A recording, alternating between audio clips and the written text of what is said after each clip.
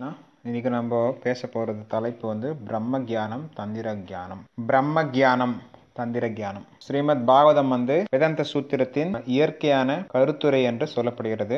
ஸ்ரீமத் பாகவத புராணத்தில் பிரம்மன், பரபிரம்மன், ஜீவாத்மா, பிரகிருதி எல்லாமே பௌதிக படைப்பு, ஆன்மீக உலகம் எல்லாமே அதுல குறிப்பிடப்பட்டிருக்குது. ஆத்மா, ஜீவாத்மா, பரமாத்மா, பகவான் கிருஷ்ணரின் அனைத்து முழு முதற் கடவுளின் அனைத்து லீலைகளையும் அதில் விளக்கப்பட்டிருக்கிறது, சாராம்சமாக கொடுக்கப்பட்டிருக்கிறது. நாம் வாழ்க்கையில பிரம்மன், பரபிரம்மன், பகவான் இதை நம்ம புரிஞ்சுக்கணும். பிரம்மா, பரமாத்மா, பகவான் இதை புரிஞ்சுக்கணும். இந்த அறிவு நமக்கு ஆனந்தத்தை, குறிப்பா பிரம்மன் நிலையில நிரந்தரமா இருக்கும். பரபிரம்மன்னா பரமாத்மா, அதுக்கு அடுத்தது பாத்தீங்கன்னா பகவான், முழுமுதற் கடவுள் பகவான் பாத்தீங்கன்னா அது ஆனந்தத்தை கொடுக்கும். பிரம்மன் நிலையில நமக்கு நிரந்தரமான தன்மை, அழிவற்ற தன்மை, அதுல நம்ம புரிஞ்சுக்கலாம் பிரம்மன் நிலையில். பரபிரம்ம நிலையில பகவான் விஷ்ணுவை புரிஞ்சுக்கலாம், குருவை புரிஞ்சுக்கலாம், தேவதைகளை புரிஞ்சுக்கலாம். குரு கிருஷ்ணர், பிரம்மன் என்பது சிவபெருமான் இருக்கக்கூடிய தளம், பரபிரம்மன் என்பது பிரம்மா அல்லது குரு அல்லது பலராமர் ஆதி குரு, அந்த நிலை இருக்கக்கூடியது பரபிரம்மன். பகவான் என்பது பகவான் கிருஷ்ணர், அழகான சியாம சுந்தர முரளி மனோகரர், அது பரபிரம்மன், பகவான். பரபிரம்மன் என்பது குரு தத்துவம், பகவான் என்பது கிருஷ்ணர், சாக்ஷாத் முழுமுதற் கடவுள். பிரம்மன் என்பது 33%, பரபிரம்மன் என்பது 33%, சேர்த்துக்கிட்டீங்கன்னா 66%, பகவான் என்பது 100%. பிரம்மன், பரபிரம்மன், இதுதான் நம்ம பிரம்மன், பரபிரம்மன், பகவான் கிருஷ்ணரை பத்தி முழுமுதற் கடவுள் கிருஷ்ணரை பத்தி அறிவு நமக்கு கிடைச்சதுன்னா அதான் நமக்கு ஆனந்தத்தை கொடுக்கும். ஆனா இந்த பௌதிக உலகத்து பௌதிக விஷயங்களான நீர், நெருப்பு, காற்று, ஆகாயம், மனசு, புத்தி, அகங்காரம் இதை பத்தி நம்ம தெரிஞ்சுக்கிட்டா நம்ம இது நமக்கு ஆனந்தத்தை கொடுக்காது. அப்படி ஆனந்தத்தை கொடுக்கிற மாதிரி தெரிஞ்சாலும் தற்காலிகமானதா இருக்கும். நிரந்தரமான ஆனந்தம் உங்களுக்கு இந்த பௌதிக உலகத்துல கிடைக்காது. ஒரு சிறு துளி தான் உங்களுக்கு இந்த உலகத்துல ஒரு சிறு துளி தான் உங்களுக்கு ஆனந்தம் கிடைக்கும். ஒரு சிறு துளி தான் ஆனந்தம் கிடைக்கும். ஒரு கடல்ல ஒரு சிறு துளி இருக்கும் இல்லையா, கடல் தண்ணி இருக்கு. இந்த கடல் தண்ணியில ஒரு சிறு உப்பு, அதாவது ஒரு சிறு துளி எடுத்துக்கிட்டீங்கன்னா அந்த கடல் எப்படி இருக்கோ அதுல ஒரு துளி எடுத்துக்கினா கூட அதை புரிஞ்சுக்கலாம். அதாவது ஒரு பானை சோத்துக்கு ஒரு சோறு பதன்றாங்க இல்லையா, அந்த மாதிரி ஒரு கடல் போயிட்டு ஒரு துளி எடுத்தீங்கன்னா உப்பு கரிக்கிறோம் இல்லையா, அந்த குணநலன்கள் அந்த மொத்த கடலும் இருக்கும், பொதுவா இருக்கும். இந்த உலகத்துல நமக்கு எவ்வளவு தண்ணி நம்ம தாகமா இருக்கு, ஒரு பாலைவனத்துக்கு ஒரு காட்டுக்கு போயிடுறோம், அல்லது எங்கேயோ மதிய நேரம் 12 மணி நேரம் நடு ரோட்ல நேஷனல் ஹைவேல போயிட்டு இருக்கீங்க, தண்ணி தாக எடுக்குது. இல்ல பாலைவனத்துல போயிட்டு இருக்கேன், பாலைவனம் வேண்டாம், நேஷனல் ஹைவே எடுத்துக்கோங்க. நேஷனல் ஹைவேல போறீங்க, எங்கேயுமே டாபா கிடையாது, எங்கேயுமே ரெஸ்டாரண்ட் கிடையாது, எங்கேயுமே ஹோட்டல் கிடையாது, எங்கேயுமே கடை கிடையாது, தண்ணி தாக எடுக்குது. என்ன பண்ணுவீங்க? உங்களுக்கு யாரோ ஒரு கிளாஸ் தண்ணி கொடுக்குறாங்க, அது உங்களுக்கு போதுமா? இல்ல ஒரு தொட்டு தண்ணி தராங்க, நீங்க நேஷனல் ஹைவேல போயிட்டு இருக்கீங்க, தண்ணி தாகமா எடுக்குது, யாரோ ஒரு டிராப் தண்ணி தராங்க, உங்களுக்கு ஒரு தொட்டு இந்தாங்க, உங்களுக்கு சாட்டிஸ்பாக்சன் இருக்குமா? திருப்தி இருக்குமா? இருக்காது இல்லையா? அந்த மாதிரி இந்த உலகம் நமக்கு ஒரு சிறிதளவு ஆனந்தம் கிடைக்குது. கடல்ல ஒரு பாலைவனத்துல போய் ஒரு சிறு துளி தண்ணீர் கிடைச்சா என்ன பிரயோஜனம்? அந்த மாதிரி விவசாயம் செய்றீங்க, நிறைய தண்ணி தேவை, கொஞ்சோண்டு தண்ணி இருந்தா என்ன பண்ண முடியும்? விவசாயத்தை பண்ண முடியுமா? முடியாது இல்லையா? அந்த மாதிரி நமக்கு தாகம் எடுக்கிறப்போ நமக்கு நிறைய தண்ணி தேவைப்படும். அந்த மாதிரி இந்த உலகத்துல நம்ம தாகத்தோட இருக்கிறோம். என்ன தாகம்னா ஆனந்தத்தை தேடி அலைகிறோம். அது அந்த ஆனந்தம் நம்ம எதுல தேடி அலைகிறோம்? மண் ஆசை இருக்கலாம், பெண் ஆசை இருக்கலாம், பொன் ஆசை இருக்கலாம், அது மாதிரி நம்ம அலைகிறோம். அதாவது இப்ப போதை மருந்து சாப்பிடுறோம், மாமிசம் சாப்பிட்டு நம்ம நினைக்கிறோம் இந்த மாமிசம் கபாப் சாப்பிட்டா நல்லா இருக்கும்பா, பிரியாணி சாப்பிட்டா நல்லா இருக்கும்பா, ஆம்லெட் சாப்பிட்டா நல்லா இருக்கும்னு நினைக்கிறாங்க. இல்ல சிகரெட் குடிக்கலாம் நல்லா இருக்கும், காபி டீ குடிக்கலாம், போதை மருந்து சாப்பிடலாம், பான் பீடா குட்கா சாப்பிடலாம் அப்படின்னு நினைக்கிறாங்க.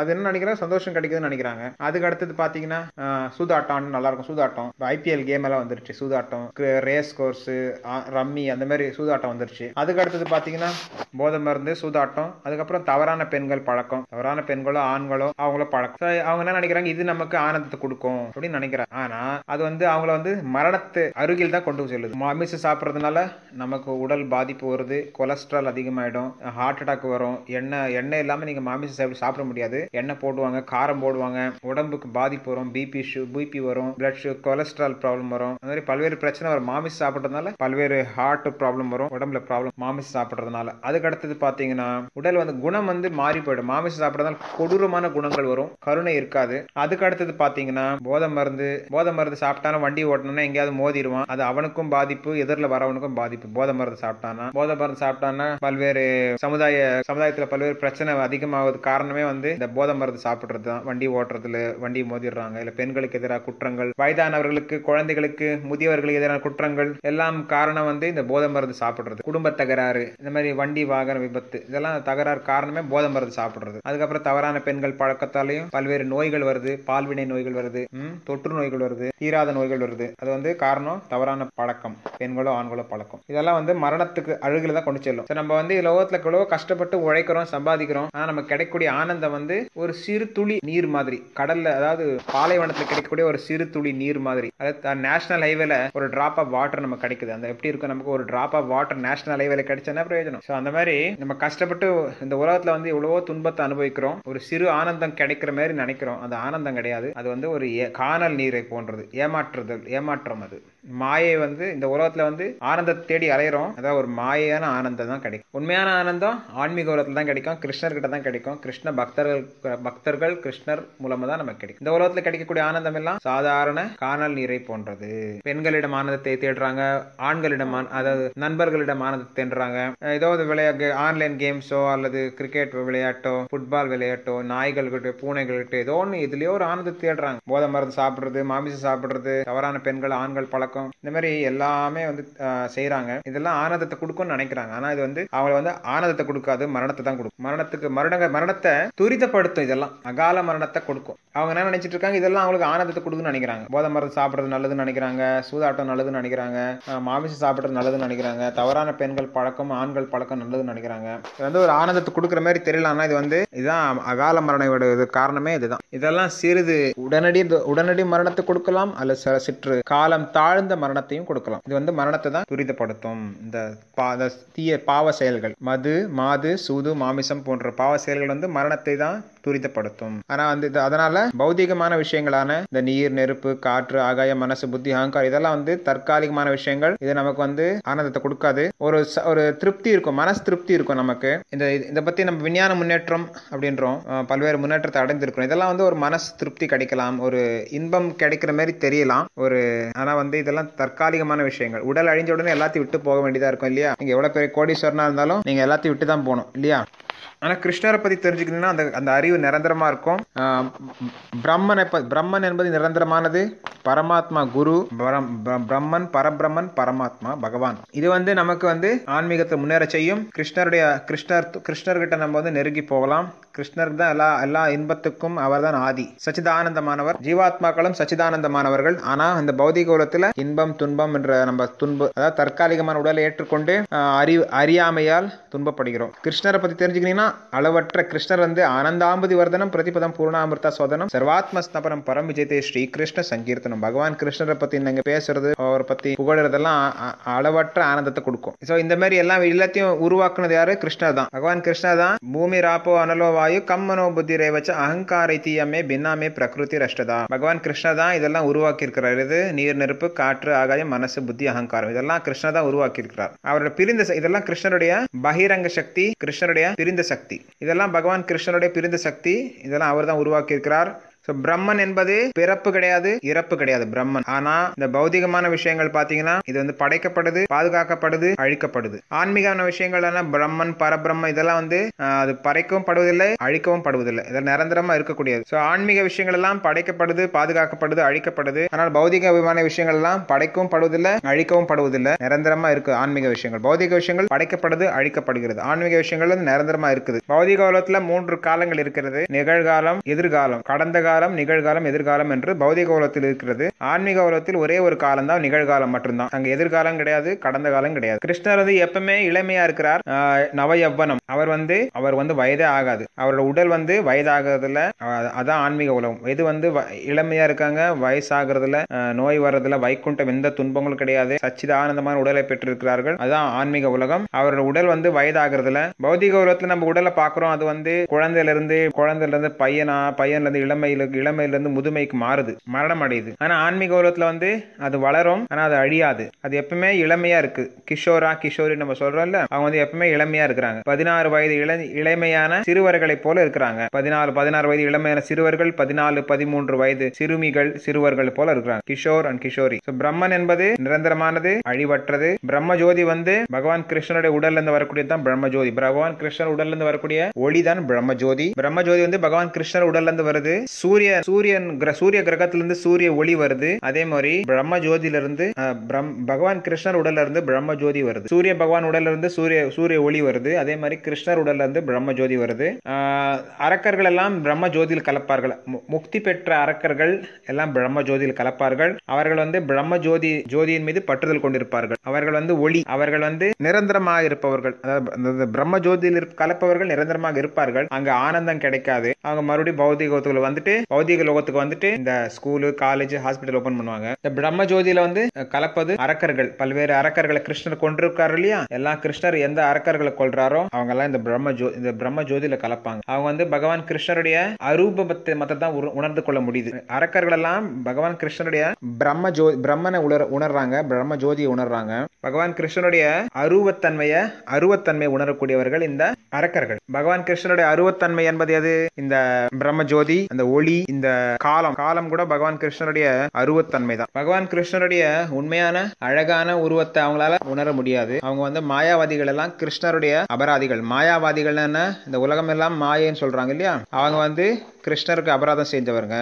பகவான் கிருஷ்ணருடைய உண்மையான உருவத்தை அவங்களால புரிஞ்சுக்க முடியாது. பகவான் கிருஷ்ணருடைய அழகான சியாம சுந்தர முரளி மனோகர உருவத்தை அவங்களால உணர்ந்து கொள்ள முடியாது. அவங்க எல்லாம் பகவான் கிருஷ்ணருக்கு அபராதம் செய்தவர்கள். பகவான் கிருஷ்ணருடைய அழகான உருவத்தை அவங்களால உணர்ந்து கொள்ள முடியாது. அவங்க வந்து சிலை வழிபாடை வந்து அவங்க ஆதரிக்க மாட்டாங்க. சிலை வழிபாடை வந்து அவங்க வந்து எதிர்ப்பாங்க அல்லது குறை சொல்லுவாங்க.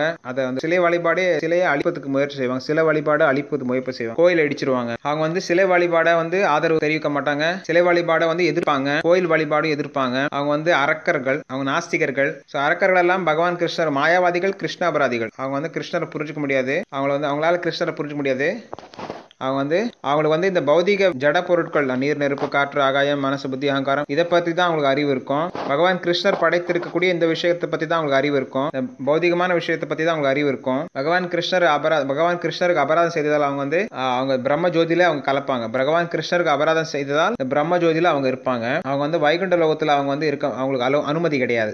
வைகுண்ட லோகத்துல இருந்து வரக்கூடிய, அதாவது கிருஷ்ணர் உடல்ல இருந்து வரக்கூடியதான் ஜோதி. சூரிய பகவான்ல இருந்து வரக்கூடிய ஜோதி மாதிரி, ஒளி மாதிரி கிருஷ்ணர் உடல்ல இருந்து வரக்கூடிய ஜோதி. அந்த பிரம்ம ஜோதியில வந்து இந்த அரக்கர்கள் தங்குவாங்க.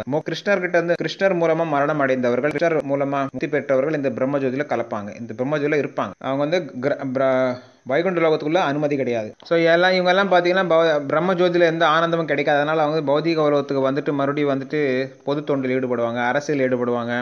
அவங்க வந்து கிருஷ்ணர் வந்து இவங்களெல்லாம் அந்த பௌதிக உலகத்துல இருக்கிற மாதிரி அவங்களுக்கு அனுமதி அளித்திருக்கிறார். மிகப்பெரிய அரக்கர்களான இரண்யகசிபு, இரண்யாக்ஷன், அவங்க எல்லாம் வந்து இந்த அபராதிகள். ஜெய விஜயர்கள் தான் இரண்யாக்ஷன், இரண்யகசிபா வந்தாங்க. அவங்க கிருஷ்ணருக்கு அபராதிகள். அதனால பக்தர்கள் அபராதிகள். அதனால அவங்க வந்து பகவான் கிருஷ்ணருக்கு எதிராக செயல்பட்டாங்க. அவங்க 3 உலகத்தையும் ஜெயிச்சுட்டாங்க. இரண்யகசிபு, இரண்யாக்ஷனும் 3 உலகத்தையும் ஜெயிச்சுட்டாங்க. பகவான் கிருஷ்ணருக்கு எதிராக நின்றுட்டு இருந்தாங்க. அவங்க வந்து பெரிய பிரச்சனையை உருவாக்கிட்டாங்க. இந்த 2 அரக்கர்களை பகவான் கிருஷ்ணர் கொண்டிருக்கிறார். இரண்யகசிபு நரசிம்ம தேவரும், இரண்யாக்ஷனை வராக தேவரும் கொண்டிருக்கிறார். ஆனா கலியுகத்துல வந்து கிருஷ்ணர் வந்து மிகவும் கருணை வாய்ந்தவர். அரக்கர்களுடைய பௌதிகமான உடலை கொல்வதில்லை, அவங்களுடைய அரக்க குணத்தை தான் கொல்றாரு.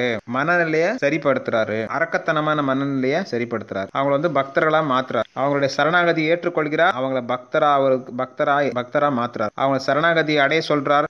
சர்வதர்மான் பரித்யஜ்ய மாமேகம் சரணம் பிரத அஹம் துவாம் சர்வ பாபேபியோ மோக்ஷயிஷ்யாமி மா சுச்சஹ. சோ கலியுகத்துல கிருஷ்ணர் வந்து அரக்கர்களை எனக்கு சரணாகதி அடைங்கன்னு சொல்றார். எனக்கு சரணாகதி அடைய சொல்லி கிருஷ்ணர் சொல்றார்.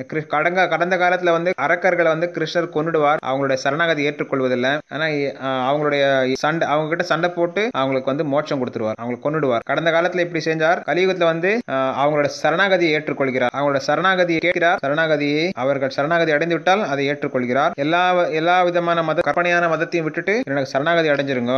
சர்வதர்மான் பரித்யஜ்ய மாமேகம் சரணம் பிரஜா அஹம் துவாம் சர்வ பாபேபியோ மோக்ஷயிஷ்யாமி மாஸ்டஹா. கிருஷ்ணர் வந்து இவ்வாறு சொல்றார். கிருஷ்ணர் வந்து அர்ஜுன கிட்ட சொல்றார், அர்ஜுனா சரணாகதி அடைஞ்சிரு எனக்கு அப்படின்னு சொல்றார். கடைசியில 18ஆம் தேதி கடைசியில சொல்றார். நமக்காக தான் சொல்றார், நமக்காக தான் அது சொல்றார். அர்ஜுனன் வந்து ஒரு கருவி தான், ஆனா அது போதனைகள் எல்லாம் வருங்கால சந்ததியினருக்காக கொடுக்கப்படுகிறது. நமக்கு வந்து கிருஷ்ணர்கிட்ட சரணாகதி அடைய சொல்றார். கிருஷ்ணர் வந்து என்கிட்ட சரணாகதி அடைங்கன்றார். அது எப்படி சரணாகதி அடையணும்ன்றது அவரே வந்து நமக்கு எடுத்து காட்டியிருக்கிறார். அவருக்கு சரணாகதி அடையவில்லை.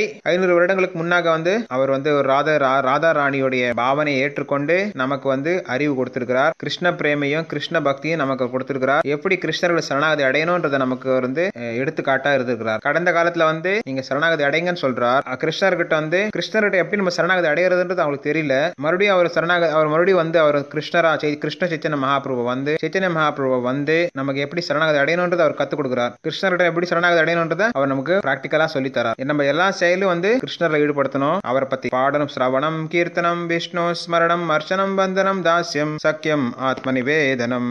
கிருஷ்ணரை பத்தி பாடணும், கிருஷ்ணரை பத்தி பேசணும், கிருஷ்ணரை பத்தி நினைவு கொள்ளணும், அவரை வழிபாடு செய்யணும், அவருக்கு வந்தனம் செலுத்த வேண்டும், அவருக்கு தொண்டு செய்யணும், நட்புறவா இருக்கணும், முழுமையாக சரணாகதி அடைந்து விட வேண்டும். இந்த விதமான நவவித பக்தி தொண்டை நம்ம வந்து கிருஷ்ணருக்கு செய்யணும். கிருஷ்ணரை பத்தி கேட்கணும், அவரை பத்தி பேசணும், அவருக்கு வணக்கம் செலுத்தணும், அவருக்கு வந்து தொண்டு செய்யணும், அவருக்கு வந்து நட்புறவா இருக்கணும், அவருக்கு சரணாகதி அடைஞ்சிடணும். இந்த விதமாக 9 விதமான தொண்டு நம்ம வந்து செய்யணும். சைத்தன்ய மகாபிரபு வந்து நவத்வீபத்தில் அவதரித்தார். அவர் வந்து நவவித பக்தியை பிரச்சாரம் செய்தார். நவத்வீபம், மாயாபுரம் அதெல்லாம் வந்து புனிதமான இடங்கள். இதெல்லாம் வந்து ஔதாரிய தாமம், பகவான் கிருஷ்ணனுடைய தூய பக்தி தொண்டை பரப்பக்கூடிய ஒரு இடம். பகவான் கிருஷ்ணருக்கு நாம் தூய அன்பு தொண்டு செய்யணும் இல்லையா, அதை வந்து பரப்பக்கூடிய ஒரு இதுதான் அந்த இடம். சைத்தன்ய மகாபிரபு வந்து மிகவும் கருணையாக கிருஷ்ண பிரேமையை வாரி வாரி வழங்குகிறார். யார் தகுதியுடையவர்கள், யார் தகுதியற்றவர்கள் என்ற எந்த பாகுபாடும் இல்லாமல் அனைவருக்கும் அவர் வந்து வழங்குகிறார். கடந்த காலத்தில் பகவான் கிருஷ்ணர் இந்த அன்பை வந்து யாருக்கும் எளிதா கொடுக்கல. கடந்த துவாபரயுகத்திலும் இந்த அளவுக்கு கிருஷ்ண பிரேமையை கொடுக்கல.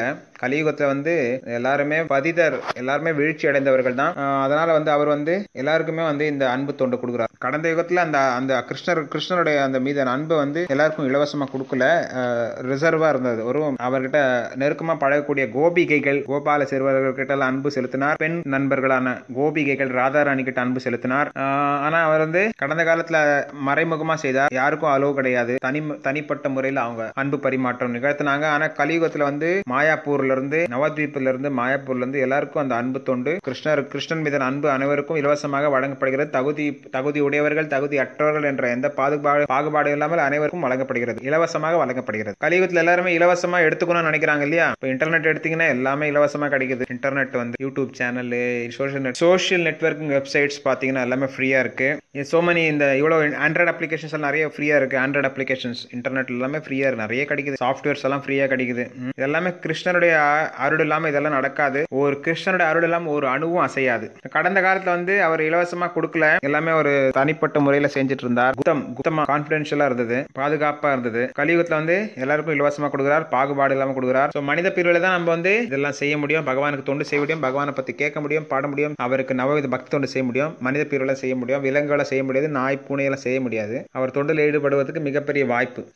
செடி மரம் கொடிகள், தாவரங்கள், நீர்வாழ்வன, புழுப்பூச்சிகள், விலங்குகள், காட்டுவாசிகள் இவங்களெல்லாம் கிருஷ்ண பக்தி தொண்டு செய்ய முடியாது. கிருஷ்ணருக்கு தொண்டு செய்வது வந்து கிருஷ்ண பக்தியோ கிருஷ்ணர் தொண்டோ நாகரிகம் அடைந்த மனிதர்களால் வந்து செய்ய முடியும். அதாவது நாகரிகமற்ற மனிதர்களாக கருதப்படும் லேச்சர்கள், யாவனர்கள், சண்டாளர்களும் பகவான் கிருஷ்ணர் வழங்கிய இந்த அன்பை ஏற்றுக்கொண்டு மிகப்பெரிய தூய பக்தர்களாக மாறி இருக்கிறார்கள். மாமிசம் உண்ணக்கூடியவர்கள், நாயை உண்ணக்கூடியவர்கள், பசுமாடு உண்ணக்கூடியவர்கள், எல்லாருமே வந்து கிருஷ்ணருடைய கருணையால கிருஷ்ண பக்தியில வர்றாங்க. சைத்தன்ய மகாபிரபு, ஸ்ரீ கிருஷ்ண சைத்தன்ய மகாபிரபுடைய அந்த அன்பு, பிரபுபாதர் சைத்தன்ய மகாபிரபு அவங்க கொடுக்கக்கூடிய அந்த நமோ மகாவதன்யாய் கிருஷ்ண பிரேம பிரதாயத்தை கிருஷ்ணாய் கிருஷ்ண சித்தன் நாம்னே கௌரவ விஷயமா சைத்தன்ய மகாபிரபு வந்து எல்லாருக்கும் இந்த கிருஷ்ணருடைய பிரேமைய வாரி வாரி வழங்குறார். அதனால வந்து எல்லாருமே கிருஷ்ணர் பக்தர்கள் ஆயிருக்காங்க. அதனால எல்லாருமே கிருஷ்ண பக்தி ஏற்றுக்கொண்டு கிருஷ்ண பக்தியில் வளர்கின்றனர். மிகவும் கொடிய அரக்கர்கள், கொடிய பாவிகள், எல்லாருமே கிருஷ்ணரோட சரணாகதி அடைஞ்சு பக்தர்களா மாறி வர்றாங்க. இந்த மனித பிறவில நம்ம வந்து வைஷ்ணவர்களோட சங்கத்துல இருக்கணும், சாதுக்கள் சங்கத்துல இருக்கணும். இந்த மாதிரி நம்ம வந்து அந்த வாழ்க்கையை வெற்றிகரமானதாக ஆக்கலாம். கலிகாரே கிருஷ்ண நாம ரூப அவதார. கிருஷ்ணர் கலியுகத்துல நாம ரூபமா அவதரிச்சிருக்கிறார். சப்த பிரம்மன், சவுண்ட், ஒளி வடிவில் அவதரிச்சிருக்கிறார். ஸோ இப்போ கலிகாலத்துல எல்லாம் எங்க பார்த்தாலும் டிவி, ரேடியோ, சினிமான்னு ஓடிட்டே இருக்கு. ஒளின்னு இருந்தது. இப்போ ஒளி வந்து எங்க பார்த்தாலும் இன்டர்நெட்லயும் சரி, போன்லயும் சரி, டிவிலையும் சரி, ரேடியோலயும் சரி, எங்க போனாலும் பாட்டு, சினிமா, நாடகம், நடனம் நடந்துட்டே இருக்கு. அந்த ஒளியோடைய அந்த தாக்கம் அதிகமா இருக்கு. அதாவது பௌதிகமான சினிமா பார்க்கறதுனால, பௌதிகமான பாடல்களை நடனம், நாடகம், இசை இதெல்லாம் கேட்கறதுனால எந்த பெரிய பிரயோஜனம் கிடையாது. கிருஷ்ணரை பத்தி கேட்கணும், கிருஷ்ணருடைய சம்பந்தப்பட்ட படங்களை பார்க்கலாம், கிருஷ்ணர் சம்பந்தப்பட்ட கதைகளை கேட்கலாம், பார்க்கலாம், கிருஷ்ண லீலைகளை பார்க்கலாம், கிருஷ்ண லீலைகளை கேட்க வேண்டும். கிராமிய கதைகளை கேட்கக்கூடாது. கிராமிய கதைகளை நம்ம கேட்கக்கூடாது. சாதாரணமான பௌதிகமான கிராம கதைகளை கேட்கக்கூடாது. கிராம கதைகள் என்ன நடக்கும்? கிராமிய கதா நா சுனிபே, கிராமிய கதா நா பாய்வே. சாதாரண கிராமத்தில் நடக்கக்கூடிய கதைகளை கேட்காதீங்க, கிராமத்துக்கு கதைகளை பேசாதீங்க. என்ன நடக்கும் பொதுவா கிராம கதையில? இந்த கல்யாணம் நடந்திருக்கும், அல்லது குழந்தை பிறந்திருக்கும், அல்லது யாரோ ஒருத்தருக்கு கொலை, திருட்டு, ஏமாத்துறது, இந்த மாதிரி கதை தான் அதிகமா வந்திருக்கும். இந்த மாதிரி கிராமிய கதையில நம்ம நேரத்தை வீணடிக்க கூடாது. கிருஷ்ணரை பத்தி கேட்கணும். கிருஷ்ணருக்கு ஏதாவது சம்பந்தப்பட்ட விஷயத்தை மாத்திரம் நம்ம கேட்கணும். பௌதிக உலகத்துல கடலை போன்ற தோஷங்கள் இருக்கு, கடலை போன்ற துன்பங்கள் இருக்கு, கடலை போன்ற பிரச்சனைகள் இருக்கு. நோய் வருது, வயதாகுது, மரணம் ஏற்படுது, உடலால் மனதால் துன்பம், பிற உயிரினங்களால் துன்பம், இயற்கை சீற்றங்களால் துன்பம், இந்த மாதிரி நம்ம 3 விதமான துன்பத்தை அனுபவிக்கிறோம். இந்த பௌதிக உலகத்துல கடலை போன்ற துன்பங்கள் இருக்கு. இதை நம்ம தனிப்பட்ட முறையில் நம்ம இந்த வெல்ல முடியாது. தனிப்பட்ட முறையில் நம்ம இதை கடக்க முடியாது. இந்த 3 வகையான துன்பத்தை நம்ம தனிப்பட்ட முறையில் கடக்க முடியாது. நம்ம சுயமாக முயற்சி செய்து கடக்க முடியாது. பெரிய பெரிய சாதுக்கள் சங்கத்துல தான் நம்ம முன்னேற முடியும். பெரிய பெரிய சாதுக்களுடைய சங்கத்துல தான் நம்ம கடலை கடக்க முடியும். இந்த கடலை, இந்த பௌதிகமான துன்பங்கள் நிறைந்த கடலை கடப்பதற்கு தகுதி வாய்ந்த ஒரு கப்பல் ஓட்டி இருக்கணும், கேப்டன் ஆஃப் ஷிப் இருக்கணும் இல்லையா?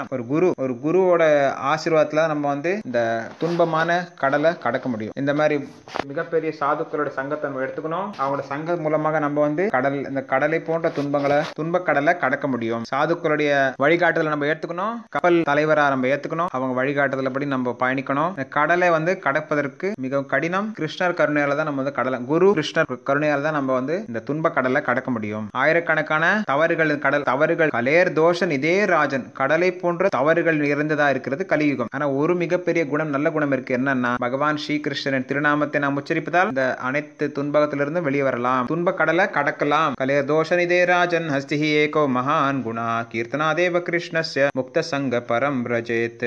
ஆயிரக்கணக்கான தவறுகள் நிறைந்ததா இருக்கு கலியுகம். ஒரு மிகப்பெரிய குணம் இருக்கு. அது என்னன்னா, பகவான் ஸ்ரீகிருஷ்ணர் திருநாமத்தை நம்ம பேசுறதுனால இந்த துன்ப கடலை கடந்துடலாம். நம்மளாம் சாதுக்கள் சங்கத்தை எடுத்துக்கணும், சாதுக்களுடைய சங்கத்தை எடுத்துக்கணும், வைஷ்ணவர்கள் சங்கத்தை எடுத்துக்கணும். நாம எல்லாம் பாத்தீங்கன்னா இந்த நீர், கடல், வெயில், வெப்பம், குளிர், இருட்டு, இந்த மாதிரி எவ்வளவு பிரச்சனை நம்ம மாட்டி இருக்கிறோம். எவ்வளவு பிரச்சனையால் துன்பப்படுறோம். இயற்கை சீற்றங்களால் துன்பப்படுகிறோம். அதிகமான மழையே இருக்காது. அதிவிருஷ்டி, அனாவிருஷ்டி, உணவு பற்றாக்குறை, பஞ்சம், பசி, பட்டினி, வேலையில்லா திண்டாட்டம், எவ்வளவு உணவை வீணடிக்கிறாங்க. ஒரு இடத்துல உணவே இருக்காது. கடல்ல பாலை ஊத்துறதா கேள்விப்பட்டிருக்கோம். அதிகமான பாலை கடலை ஊத்தி இருக்கிறதா கேள்விப்பட்டிருக்கோம்.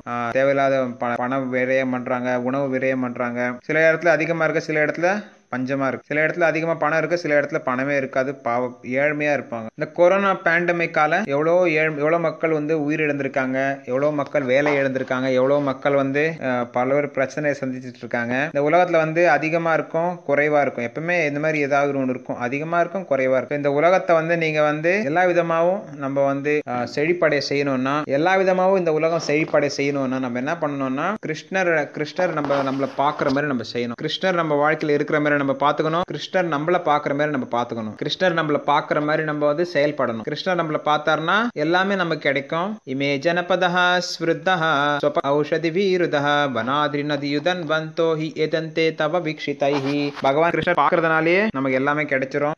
இந்த கடல், அதாவது கிராமங்கள், நகரங்கள், மலைகள், காடுகள் எல்லாமே அதோடைய என்னென்ன கொடுக்கணுமோ அது கொடுக்கும். செழிப்பா இருக்கும், எல்லாமே செழிப்பா இருக்கும். ஏன்னா பகவான் கிருஷ்ணர் பார்த்தாருனாலே எல்லாமே செழிப்பா இருக்கும். அவரை பார்க்க வைக்கிறது தான் நம்ம கடமை. கிருஷ்ணரை திருப்திப்படுத்தினா நமக்கு எல்லாம் கிடைக்கும். கிராமங்கள், நகரங்கள் எல்லா விதமாக செழிப்படைகிறது காரணம் அங்க தேவையான பொருட்கள் எல்லாம் செழிப்பா இருக்குது.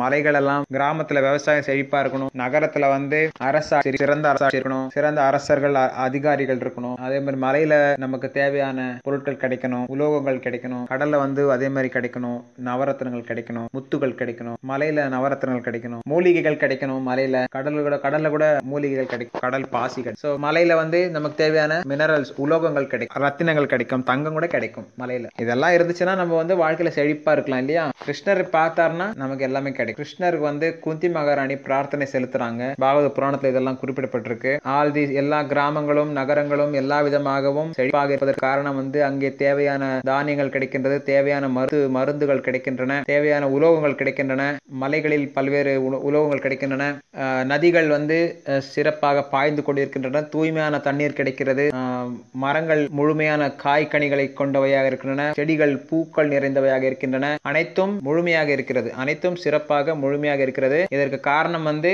பகவான் கிருஷ்ணரின் பார்வை தான். பகவான் கிருஷ்ணர் பார்வை இல்லைன்னா, அவர் நம்மள அபேண்டன் பண்ணிட்டார்னா, நம்மள வந்து நிராகரிச்சிட்டார்னா நமக்கு துன்பம் தான் கிடைக்கும். நம்ம வந்து ஒரு தற்காலிகமான விஷயத்து மேல ஒரு ஸ்லிக்கரிங் ஹாப்பினஸ், ஏதோ ஒரு சிறு ஆனந்தத்துக்காக நம்ம வந்து ராத்திரி பகலா உழைக்கிறோம். ராத்திரி பகலா உழைக்கிறது எதுக்காக? ஒரு சிறு ஆனந்தத்துக்காக உழைக்கிறோம். அந்த சிறு ஆனந்தம் என்ன? உடல் ரீதியாக இருக்கலாம், அதாவது போதை மருந்து உட்கொள்வதாலும் சரி, அல்லது சூதாட்டம் ஆடுவதாலும் சரி, அல்லது தவறான பெண்கள் பழக்கத்தாலும் சரி, அல்லது மாமிசம் உட்கொள்வதாலும் சரி, நம்ம ஏதோ சிறு ஆனந்தம் நமக்கு கிடைக்கலாம், கிடைக்கிற மாதிரி தெரியலாம். இந்த சிறு ஆனந்தத்துக்காக அவங்க வந்து கஷ்டப்பட்டு உழைக்கிறாங்க, ராத்திரி பகலா உழைக்கிறாங்க, ஏமாத்துறாங்க, பொய் சொல்றாங்க, திருடுறாங்க, மக்களை வந்து கொடுமைப்படுத்துறாங்க, மக்களை கொல்றாங்க. ஒரு தற்காலிகமான இன்பத்துக்காக, சிறு இன்பத்துக்காக, ஒரு காணல் நீரை போன்ற ஒரு இன்பத்துக்காக, மாயையான இன்பத்துக்காக அவங்க வந்து பல்வேறு ஏமாற்று வேலை செய்யறாங்க, பொய் சொல்றாங்க, திருடுறாங்க, அவங்க வந்து போதை மருந்து உட்கொள்றாங்க, மாமிசம் சாப்பிடுறாங்க, தவறான பெண்கள் பழக்கம், சூதாட்டம், இதெல்லாம் வந்து ஒரு கடல், அதாவது காணல் நீரை போன்ற ஒரு இன்பம் தான் கிடைக்கும் உங்களுக்கு. வந்து அது உண்மை கிடையாது, அது ஒரு மாயை. அது இன்பம் நினைக்கிறீங்க, அது ஒரு மாயை. கடல்ல வந்து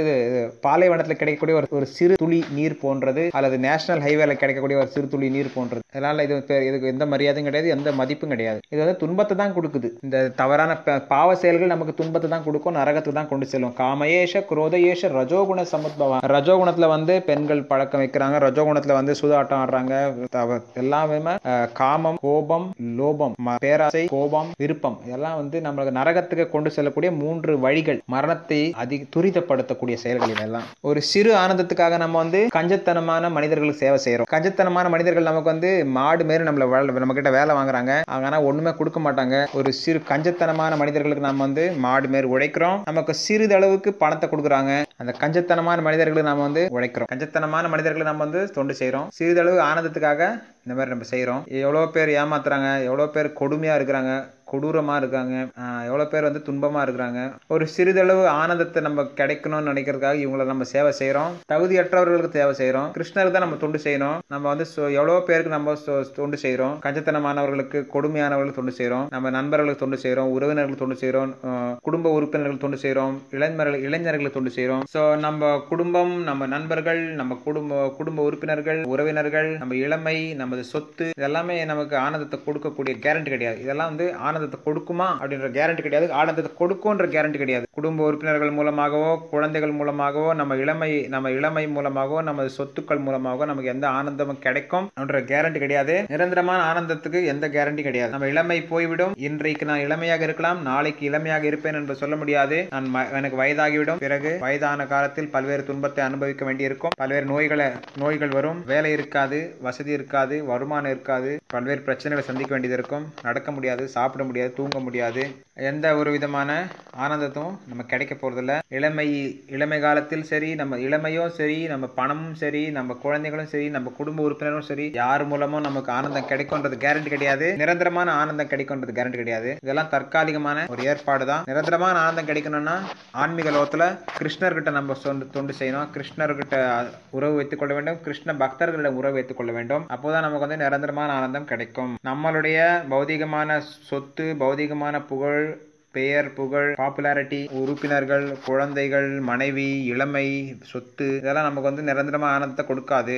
கிருஷ்ணரையும் கிருஷ்ண பக்தர்களுக்கும் நம்ம செய்யற தொண்டு தான் நமக்கு வந்து உண்மையான ஆனந்தத்தையும் நிரந்தரமான ஆனந்தத்தை கொடுக்கும். நம்ம இப்போ இவங்க உலகத்துல கிடைக்கக்கூடிய ஆனந்தம் வந்து காணல் நீரை போன்றது, பாலைவனத்தில் ஒரு சிறு நீரை போன்றது, ஒரு தொட்டு நீரை போன்றது, காணல் நீரை போன்றது. கமல தல ஜல ஜீவன தலமல அதாவது ஒரு ஒரு குளத்துல தாமரை இருக்கு, தாமரை இலை இருக்கு. தாமரை இலை மேல ஒரு சிறு துளி தண்ணீர் விழுது. தண்ணீர் வந்து தத்தளிச்சுட்டே இருக்கும், அந்த இலை நிக்காது. அந்த மாதிரி நம்ம வாழ்க்கை வந்து ஒரு ஸ்டடியா இருக்காது. தாமரை இலை மேல தண்ணீர் இருந்தா ஸ்டடியா இருக்குமா? இருக்காது இல்லையா? அந்த மாதிரி நம்ம வாழ்க்கை அப்படி தத்தளிச்சுட்டே இருக்கும். பகவான் கிருஷ்ணருடைய திருநாமத்தை நம்ம வந்து உச்சரிக்க வேண்டும். இது மிக மிக முக்கியம். ஸோ இது வந்து கோவிந்ததாச கவிராஜருடைய பாட்டு, பஜகுரே மன ஸ்ரீநந்த நந்தனா. அந்த பாட்டு இது வந்து மிகவும் அழகான பாட்டு. பஜகுரே மன ஸ்ரீநந்த நந்தனா அபய சரணாரவிந்த ரே துர்லப மானவ ஜனம சத் சங்கே தார்ஹோ ஏ பவ சிந்து ரே.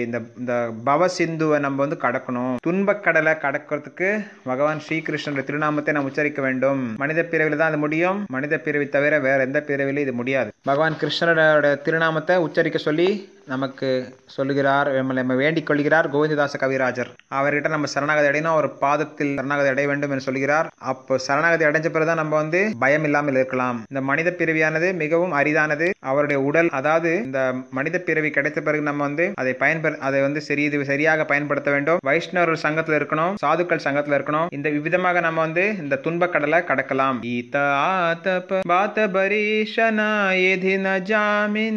ஜாகிரே விஃபல சேவினோ கிருபன துரஜன சபல சுகலப லாகிரே. கோல்ட்னஸ், அதாவது புயல், மழை, வெயில், வெப்பம், இந்த மாதிரி எவ்வளவோ துன்பத்தை நம்ம அனுபவிக்கிறோம். இரவு பகலாக உழைக்கிறோம், தூக்கம் இல்லாம வாழ்க்கையை வாழுகிறோம். ஒரு சிறு துளி ஆனந்தத்திற்காக நம்ம வந்து மாடு மாரி இரவு பகலா உழைக்கிறோம். அது வந்து ஒரு தற்காலிகமான ஆனந்தம். நம்ம வந்து கொடூரமான கஞ்சத்தனமான திருடர்களுக்கு, போக்கிரிகளுக்கு நாம தொண்டு செய்யறோம். இந்த உடல் வந்து ஏதன யௌபன புத்திர பரிஜன இதேகி ஆச்சே பரதி திரே கமல தல ஜல ஜீவன தல மல பஜஹு ஹரிபத நீதிரே. நம்ம இளமை, நம்ம குழந்தைகள், சொந்தக்காரங்க எல்லாமே வந்து ஏற்கனவே சொன்ன மாதிரி கடலில், அதாவது தாமரை இலையில் மீது தண்ணீரை போன்ற ஒரு தத்தளிக்கக்கூடிய வாழ்க்கையை தான் நம்ம வாழ்ந்துட்டு இருக்கோம். நம்ம குடும்ப உறுப்பினர்கள், நமது குழந்தைகள், நமது இளமை, நமது சொத்து, இதெல்லாம் நமக்கு ஆனந்தத்தை கொடுக்காது, நிரந்தரமான ஆனந்தத்தை கொடுக்காது. தாமரை இலை மீது இருக்கக்கூடிய தண்ணீரை போன்று தத்தளித்துக் கொண்டுதான் இருக்கும். ஸோ அதனால நம்ம வந்து பகவான் கிருஷ்ணரை நம்ம வந்து வழிபாடு செய்யணும். ஸ்ரவணம், கீர்த்தனம், ஸ்மரணம், அர்ச்சனம், வந்தனம், தாஸ்யம், சக்கியம், ஆத்ம நிவேதனம். பகவான் விஷ்ணுவுக்கு நம்ம நவவித பக்தியோட செய்யணும். ஸ்ரவண கீர்த்தன ஸ்மரண வந்தன பாத சேவன தாஸ்ய ரே பூஜன சகி ஜன ஆத்ம நிவேதன கோவிந்த தாசய அபிலாஷரே. பகவான் கிருஷ்ணர் நம்ம வந்து நவவித பக்தியோட செய்யணும். அவரை பற்றி கேட்கணும், பாடணும், நினைக்கணும், தொண்டு செய்யணும், பாத தொண்டு செய்யணும். அவருக்கு தாசிய நட்புறவா இருக்கணும். அவர் முழுவதுமாக சரணாகதி அடைஞ்சு விட வேண்டும். இந்த விதமாக நவவித பக்தொண்டை நம்ம செய்யணும். அவரே வந்து கோவிந்ததாச கவிராஜரை வந்து இந்த விதமாக நவவித பக்தொண்டில் ஈடுபட்டு இருக்கார். கிருஷ்ணரை பற்றி கேட்கிறார், கிருஷ்ணரை பற்றி பாடுறார், கிருஷ்ணரை பற்றி நினைவு கொள்கிறார், கிருஷ்ணரை வந்து புகழ்றார், கிருஷ்ணரோட சரணாகதி அடைகிறார். கிருஷ்ணர் வந்து நட்புறவா இருக்கிறார். அவர் வந்து அவருக்கு தொண்டு செய்கிறார், முழுவதுமாக சரணாகதி அடைகிறார், வழிபாடு செய்கிறார். இந்த விதமாக நவவித பக்தொண்டை செய்கிறார். இந்த நவவித பக்தொண்டு நம்ம வந்து நமக்கு வந்து ஆனந்தத்தை கொடுக்கும். இந்த பிறவிலும் ஆனந்தத்தை கொடுக்கும், அடுத்த பிறவிலும் ஆனந்தத்தை கொடுக்கும். ஸோ பிரம்ம ஜானம், தந்திர ஜானம். பிரம்மன் என்பது நிரந்தரமானது, அழிவற்றது. இது வந்து முழுமையான அறிவு. அதாவது பிரம்மன், பரபிரம்மன், பகவான். பிரம்மன் வந்து சச்சித ஆனந்தம். ஆன்மீக உலகத்துல எல்லாமே நிரந்தரமானவர்கள், ஆனந்தமானவர்கள், அறிவுடையவர்கள். பௌதிக உலகம் நேர் எதிரானது, தற்காலிகமானது, அழிவுடையது, ஆனந்தமற்றது. பிரம்மன் என்பது நிரந்தரமானது. இந்த ஆப்ரம்மன் என்பது இந்த நீர், நெருப்பு, காற்று, ஆகாயம், மனசு, புத்தி, அகங்காரம். இதெல்லாம் ஆப்ரம்மன்.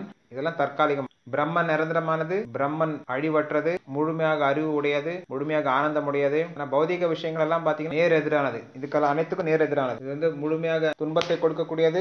பௌதிக ஆப்ரம்மன் என்பது தற்காலிகமானது, முழுமையாக துன்பத்தை கொடுக்கக்கூடியது, அறியாமை உடையது, தற்காலிகமானது, துன்பத்தை தான் கொடுக்கும். மக்கள் எல்லாம் தந்திர ஞானத்தை பின்னாடி போறாங்க. தந்திரம் என்பது ஒரு ட்ரிக்ஸ், தமோகுணம், ஒரு ஏமாற்று வேலை. இது வந்து மிகவும் ஒரு தாழ்ந்த ஒரு அறிவு. இது வந்து நீர், நெருப்பு, காற்று, ஆகாயம், மனசு, புத்தி, இதை பத்தி தான் அறிவு இருக்கும். இந்த நீர், நெருப்பு, காற்று, ஆகாயம் இதெல்லாம் வந்து கிராஸ் திங். தந்திர ஞானம் என்பது இதெல்லாம் வந்து இந்த கிராஸ் ஆனது. தொழில்நுட்பம் என்பது இந்த ஹார்ட்வேர், சாஃப்ட்வேர்ன்றாங்களா. தொழில்நுட்பம் எல்லாம் பாத்தீங்கன்னா இந்த மாதிரி தான் இருக்கு. அவங்களுக்கு வந்து மனதை பத்தி, அறிவு பத்தி அவ்வளோ அறிவு இருக்காது. ஏதோ ஓரளவுக்கு அறிவு இருக்கும். மேலும் சூட்சமமான ஸ்தூல உடல், சூட்சம உடல் இருக்கு. ஸ்தூல விஷயங்கள் பற்றிய அறிவு அதிகமாக அவங்களுக்கு இருக்குது, ஓரளவுக்கு இருக்குது. சூட்சுமமான உடலை பற்றிய அறிவு அவங்களுக்கு குறைவாக தான் இருக்குது. மனது, புத்தி, அகங்காரம் பற்றி அவ்வளோவா அறிவு அவங்களுக்கு கிடையாது. தொழில்நுட்பத்தை பற்றி மக்கள் வந்து அதிகமாக இப்போ வந்து படிக்கிறாங்க, கல்லூரிக்கு போகிறாங்க, படிக்கிறாங்க. தொழில்நுட்பம் வந்து தமோகுணம். நாமெல்லாம் பிரம்மனை உணர வேண்டும். பிரம்மன் வந்து நிரந்தரமானது, பிரம்மன் வந்து முழு அறிவுடையது, பிரம்மன் வந்து நிரந்தரமானது, அழிவற்றது, சனாதனமானது. தொழில்நுட்பம் வந்து தற்காலிகமானது. இது நமக்கு துன்பத்தை தான் கொடுக்குது, நமக்கு நோய் நமக்கு வந்து அறியாமையில் இருக்குது. ஸோ மேலும் வந்து தொடருவோம், அடுத்த சந்திப்பில் தொடருவோம். நன்றி. ஹரே கிருஷ்ண கிருஷ்ண கிருஷ்ண ஹரே ஹரே, ஹரே ராம ராம ராம ஹரே ஹரே, ஹரே கிருஷ்ண கிருஷ்ண கிருஷ்ண ஹரே ஹரே, ஹரே ராம ராம ராம ஹரே ஹரே.